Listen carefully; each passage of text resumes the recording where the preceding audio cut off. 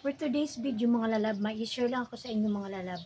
Kung kayong mga lalab ay inaabot na ng 8 months, kaka-upload ng mga reels na wala pa rin nangyayari, ito ang gawin nyo mga lalabs.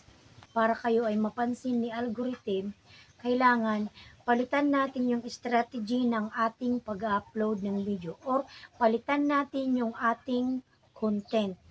O kaya mga lalab, kung ayaw yung palitan yung inyong content, gawin yung mga lalab ay gumawa kayo ng ibang content. Halimbawa, yung content nyo ngayon ay nagluluto. So, ang gawin yung mga lalab ay gumawa kayo ng iba pang content mga lalab na mapapansin kayo ng viewers para mga lalab magkaroon po kayo ng maraming views. Kasi, kung napapansin nyo, 8 months na kayo nang kaka-upload ng video, wala pa rin nangyayari mga lalab. Yung video nyo ay inaabot lang ng 200 views. Mahirapan pa nga kayong tumaas na aabutin ng 500 views. Dati, ang aking content ay nagluluto. Napapansin ko mga lalab kasi nag-start ako ng pag-upload ng aking mga reels is September 2023. So napapansin ko mga lalab, pagpatak ng January ay walang pagbabago yung views ko. Hanggang 200 lang mga lalab. Hindi pa ako mga lalab inabot ng 500 ah. Kaya ngayon naisipan ko, pagpatak nung January 2024 mga lalab, napapansin ko na parang maganda yung pagsasayaw mga lalab. So ngayon mga lalab, trinay ko siya. Then after that mga lalab, doon yung nag-start ko mga lalab na first time ko talagang abutin ng 1,000 views. So dahil doon mga lalab, nagkaroon ako ng idea, dapat pala wag po tayong mag-stay sa isang content. Kailangan i-rumble natin mga lalab.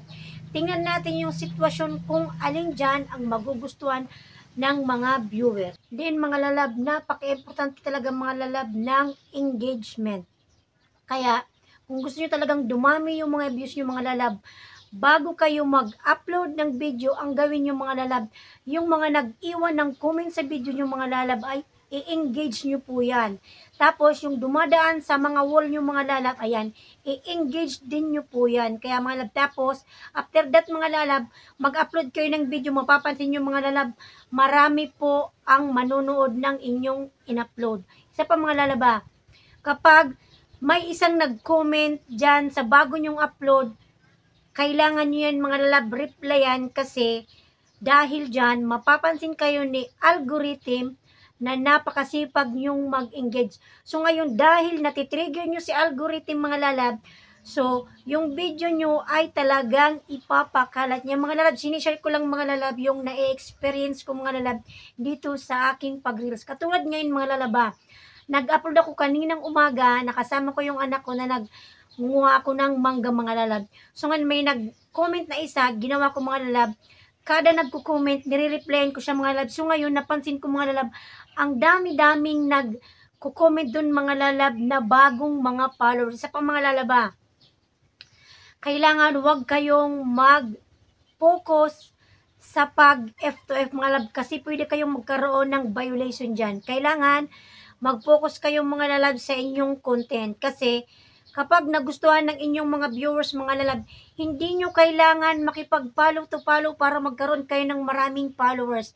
Kusa silang mga lalab magpa-follow sa inyo kapag nagustuhan nila yung mga content nyo. So yun lang mga lab ang masishare natin ngayong araw. Thank you for watching. Salamat sa inyong walang sawang support. Bye-bye!